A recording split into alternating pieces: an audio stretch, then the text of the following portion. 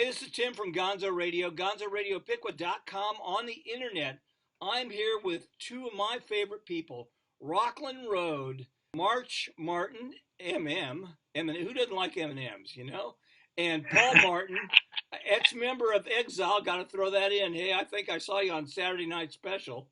Rockland Road is a really great band, and they have a brand new song out, which has a real Bruce Hornsby, pure Prairie League type of vibe to it, and the song is called Caroline. March, could you tell me a little bit about the song and what inspired you guys to record this? Actually, it's a really interesting story because so when we changed our name to Rockland Road a couple years ago. 2 years ago, we toured full time under a different name, and we decided that we needed to go a different direction, and that's another story for another time. When we put out the word that hey, we got a new name, we're looking for new music. We put out the word to all of our friends in town, and my granddad, who's Dwayne Allen of the Oak Ridge Boys, lead singer for 54 years. That's right. So, granddad, he sent us. He called us over to the house. He was one of the first people to pitch us songs, and he gave us a CD with songs that for one reason or another didn't end up getting cut. They were doing an album with Dave Cobb 2 years ago, and Dwayne had he'd gone through 950 songs, narrowed it down to about 50. Mm-hmm. Then they kind of got in the studio and kind of went a whole different direction with Dave. So he had like these songs, but he just go ahead, Mark. Yeah. So he gave us the songs that they didn't end up cutting. He was like, I want you to know that these are great songs, and I want you to familiarize yourself with what a great song sounds like. I would be okay with any of these being on my record. He said, however, a lot of these are probably more geared towards the Oak Ridge Boys, but there's one in particular on here. I'm not even going to tell you what it is. I think you're going to love it, though. So we had a long car drive, and we listened to the CD, and Caroline played, and we were like, oh, that's got to be it. That song's awesome. We love that song. And we called him. He was like, I knew you'd love it. I knew you'd love it.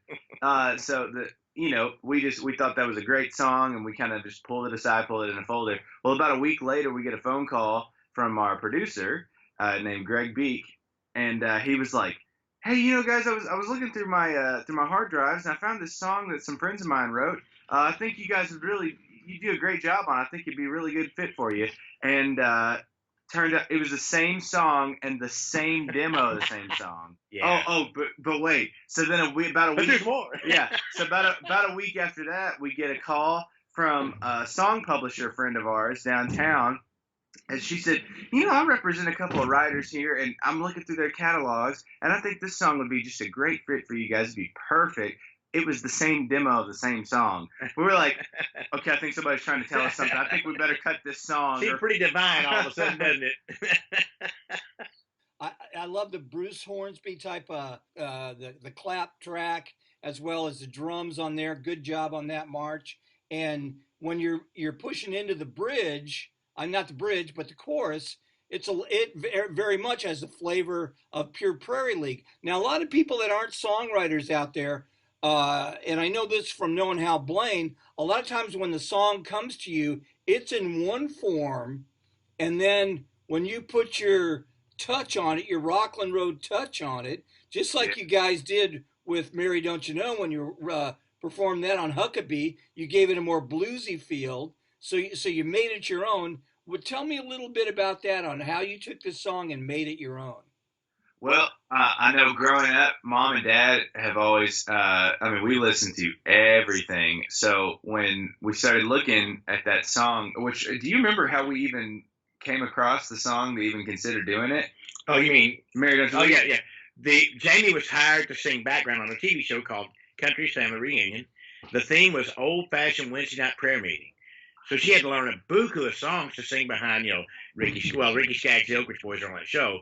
But any other country artist that was singing, she had her mom is celebrating 40 years of singing background at the Grand Ole Opry this month. So her and her mom were doing that show. Well, then they go, hey, Jamie, would your family come on and do a song? We would love to have them come on. So we just started plowing through YouTube videos, and we were trying to find something unique, and I found the Swan Silvertones version of Mary Don't You Weep. And, of course, Jamie and I have been big fans of Take Six. We knew that we couldn't go that far. This was a country show, so you can't go real jazz. But we thought if we incorporated some blues and kind of went back to the roots of the Swan Silvertones and kind of made it our own. You know, and borrowing some elements of what we loved about the Take Six version exactly. too, and then trying to kind of make it into our own, you know. Well, And plus you utilize the talent. Texas had literally utilized talent because she just nails that blues feel. Both her and Texas just hit it. So when you took Caroline, what did it sound a lot like the original recording, or how did you make that your own?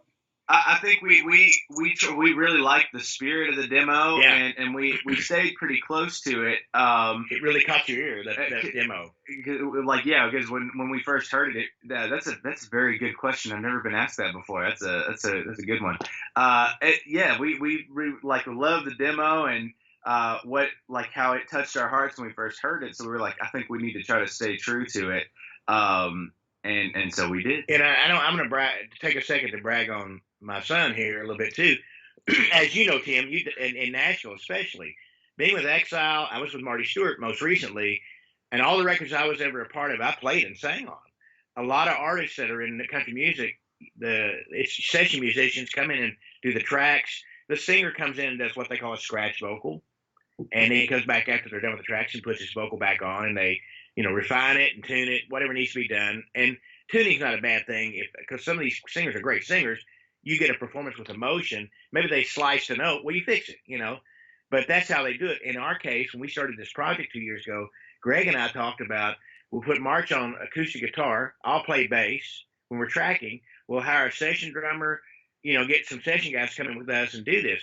When we started working on the song, March went out and played the drums on Carolina, so we were laying it down, and Greg looked at me and he said, Paul, we don't need session musicians. He's got a great feel. This is going to be great. So we never really called on any session players. I had one of my buddies come in and add a guitar part. He actually played slide on Caroline, and we didn't like it. It wasn't his fault. We thought slide would be nice on the song. We went, no. He killed it. We just decided against it. We felt like he took it to a different place we didn't want to go, so. Do you guys have another video of that coming out pretty soon? Yeah, actually, we're hopefully by the end of this week we'll have a music video up for full blown music video, where we went and we compressed 5 years worth of living into one day. I fell in love, I broke it off, and she moved on and had another family all in one single day. So we shot the video over 2 days, and we got done, and the editor was supposed to send us a rough last night. And he's still editing, but we're hoping to get it this morning and look at it. And then Sunday we're out this weekend actually playing shows. And Sunday the Nashville paper, the Tennessean's been an article on us. So, it's in this day and age, it's so different. You've been in this a long time, and the music industry has really changed. Like since I started doing this 30 plus years ago. I mean, it's all on you these days. Yeah. You guys have an album in the works too? We go in and we really focus on 4 songs. When we first started recording, we started 2 years ago looking for songs, and we started in the late spring of 2018. So we were recording and then going out on the road. We're raising kids still. We're teaching them. We're booking shows. We're playing shows. We're recording. We're writing. The kids are writing like crazy, and so we just kept working on those songs, and now we kind of created what we feel like it sets the foundation for the future, musically speaking, and what kind of songs, and it helps the writers in town that pitch us songs. Jamie Stad told us when the Oak Ridge Boys went country in the 70s, they found this one song, they loved it, they cut a demo on it, and then they sent it to every publisher in Nashville and said, this is kind of what we're looking for, and that got them Y'all Come Back Saloon, all the songs that they in their first few years of their career were because of that one song. And we have 4 children who are kind of equally talented. March is singing lead on the most of stuff now. We have a song that'll come out in this group before that Texas and March wrote that Texas will sing. We're really excited about it too. So it's a lot of hard work and a lot of hours, but a lot of fun too. I get to spend all this time with my kids, From birth order down, March, you go first. Tell just a little short bit about each one of your brothers and sisters and what instruments they play, so our listening audience could know. Okay, so in our live show, I'm March. I'm the oldest, and I play guitar, bass, drums, and piano in our show. So I jump around on all the different instruments at one time or another. The next one down, Kel, my brother, he plays keys like nobody else in our family plays keys. He is, and it's interesting too. That's kind of been like his main focus. That's pretty much his instrument is piano, and he's played that solid for what 10, 12 Oh, he started years playing. now? He was at Christmas one year. We got them a digital piano, and they all sat down and played it. Mikhail at like 5, and he's about 5 when we got there, and he would sit down and immediately start. He would start playing, writing stuff at like 5 years old, like little pieces, and mom and dad were like, "Man, we okay. I think we got to kindle stoke the fire there." And so he plays piano in the show, and then on down from that is Texas. Texas is our drummer. She's been drumming for us since she was 7 years old. Yeah. And man, you talk about like you as a drummer will get this. Texas has I have never met somebody with such a perfect inner tempo. It's funny, she in her normal life she has had a lot of like OCD, and I think it actually helps her. I think in her music, hyper focused on when she picks a tempo, she stays with it. She does not rush or drag, and I know that's something I personally have had to work really hard at. So I'm like, I hate her, because she's 13 or no, excuse me, 14. Excuse me, 14 years old. A side story about Texas, Paul. I remember you telling me when you were at the fair here in town, you bought a clear drum set because Texas was so little, nobody could see her. Yeah, I mean, when we first started this, she was so small, and if you don't have we have a drum riser we carry with us, but some situations may not be the case. So there she was in the back, and you couldn't, what I wanted her to be seen, and she's 14 now, so she's almost as tall or taller than her mom now. He's 5'6", so now it just looks like John Bonham. We just try to have fun with our kids. We try to keep things light. It's the creative process, and you've done this. It's a very intense thing. We got 6 people who all have musical ideas, and you try to help everybody see, realize their idea, and we try to make it all fit together. And it's really interesting, and that's a tough thing. And it's just in a regular band. Any band I've ever been a part of, their egos just doing this the whole time, and you just kind of have to know that it's just like raising kids, choose your battles or whatever. But the kids really, it's fascinating when they go to learn a song or write a song. I'm just amazed when they come up with something. It's almost like you just go, man, I wouldn't change a thing. It's like that's really the right thing to do there or whatever. It's pretty amazing. And real quick to finish out the kids, Talent, the youngest one. Oh yeah, the baby. Talent is actually she plays a little bit of everything in the show too. She plays guitar. She plays bass. She actually plays bass on when we play Caroline live. We've got Talent a Hofner bass that she plays on Caroline, and then she plays keys in the show too. She plays like some B3 parts, and then she steps up to the front and plays piano. So and what's funny too is Talent didn't really start playing seriously until just a couple years ago. She's 12 now. She probably started playing piano lessons about 2 years ago. Yeah, playing instruments like seriously about 2 years ago, and she just caught right up. It was a thing where we're all kind of sitting there going like, oh man, did we name a kid Talent and she's not going to live up to the name, I'll tell you what, she's one of my favorite ones to watch because she has projection. You can tell she sings from her diaphragm or probably her shoes, the bottom of her shoes, because she can belt that out. Especially when her and Texas are teamed up. Boy, she's got some lungs on her. She must have came out of the mama screaming there, man. I'll tell you. It's funny. I don't. Tim, are you the baby of your family? I'm the oldest. Okay, though, because I read a book years ago. I was born in March. Oh, okay. That's right. That's right. The birth order book I read years ago. It was the fascinating takeaway from that book was that the baby of the family in almost every situation they call him the little entertainer. I'm the baby of my family. Jamie's dad's the baby of his family. Her mom's the baby of her family. And Jamie was the oldest, but her brother's also wanted to do music, and he's the baby. But like, what's fascinating is like Talent lives up to that idea of the baby of the family because she's going to be hurt. And we laugh when we're in front of like 200 people, 2,000 people, whatever. She is not intimidated. She'll get up there and talk on the mic like she's talking to one person. It just, that amazes me because a lot of people who, not everybody's real comfortable talking on stage, and she has no trouble with that whatsoever. Okay, and to tie things up to Jamie, of course, she's got some heritage there with singing. When did Jamie start singing at a very young age, being who her daddy is? You know what's funny? When Jamie we got our name Rockland Road. There's a studio here. We're outside Nashville in Hendersonville, which is a suburb.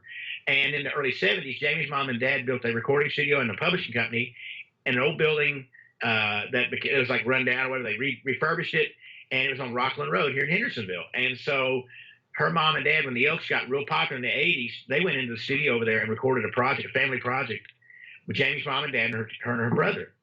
And she sang all her life. And then when she went off to college, she thought about doing a solo thing, and her dad took her in the studio and did a demo one summer. But she didn't really have that, I don't know, the ham gene or something. I mean, it wasn't her thing. And then when I was dating Jamie, there was a couple of other girls that were doing a kind of a Wilson Phillips kind of country thing in the early '90s, if anybody remembers them. And I helped work on that with another guy that he'd written a big Steve Miller hit called Swingtown. And he and I worked with Jamie, these other two girls. And what's funny is one of the girls ended up becoming like family to us. Her and her husband, we stay in touch daily. And that didn't materialize. And then Jamie just continued to like sing on record or recordings and things. And we started our family, and she was kind of a stay-at-home mom. She worked in the music industry in management, but then she would always kind of sing. And then she started singing all these TV shows, Country's Family Reunion, Larry's Country Diner, things like that. And but I knew she wanted to do this. And so when we started our family, when the boys were getting wild with Marty, we were watching our kids be really inspired by what Marty did. And it just kind of happened one night, just horsing around here at the house, singing. Me and her were sitting here singing, and the boys came through. March came through and sang a harmony. So we just kind of started doing it for fun. And then 3 or 4 years into it, we were watching them just become better and better.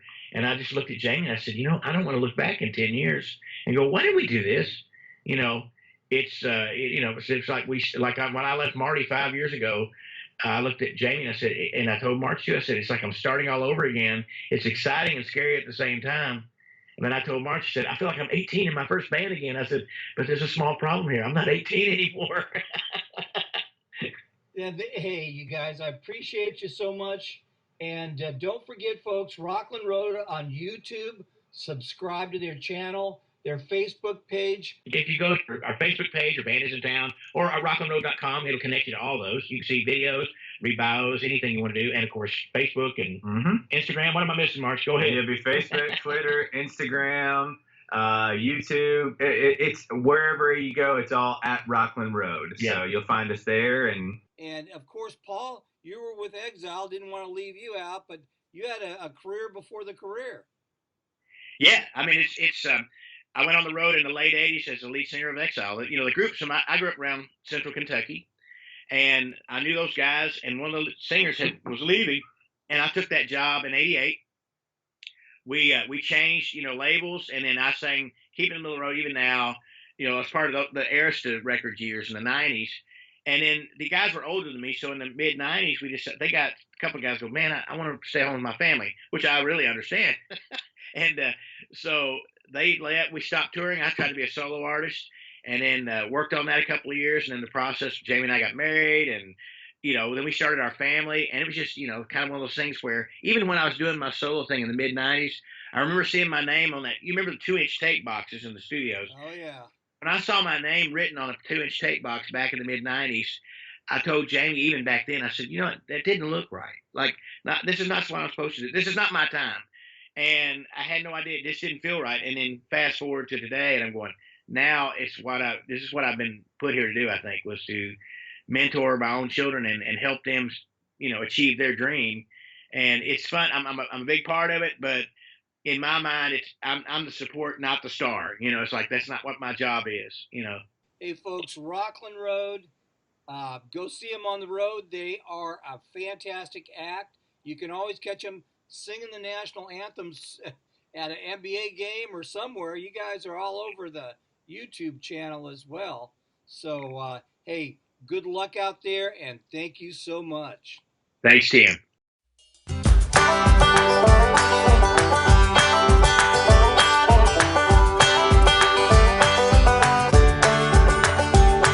You said no one ever wrote a song about you.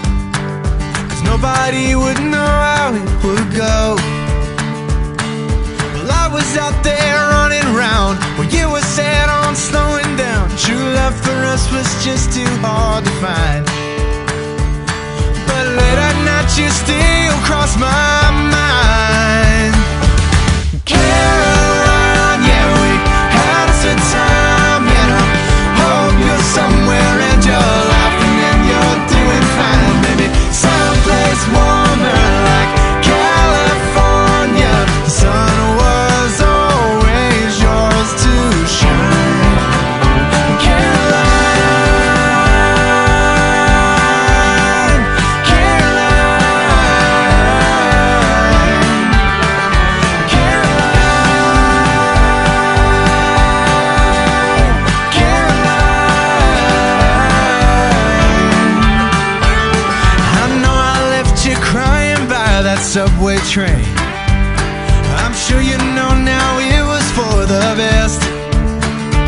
Well, I bet if I saw you right now, we'd have a drink and laugh out loud. Man, it was a magnificent mess. But it's something we just had to do, I guess.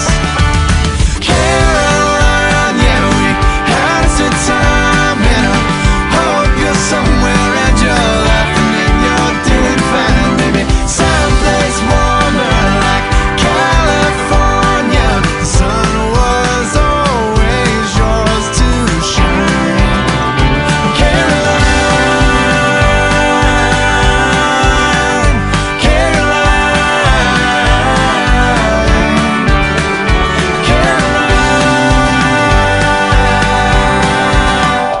Caroline. Don't think I didn't try to love you, Caroline. I did the best I could. I know I said some bad things, but I would take them back, girl, if I could.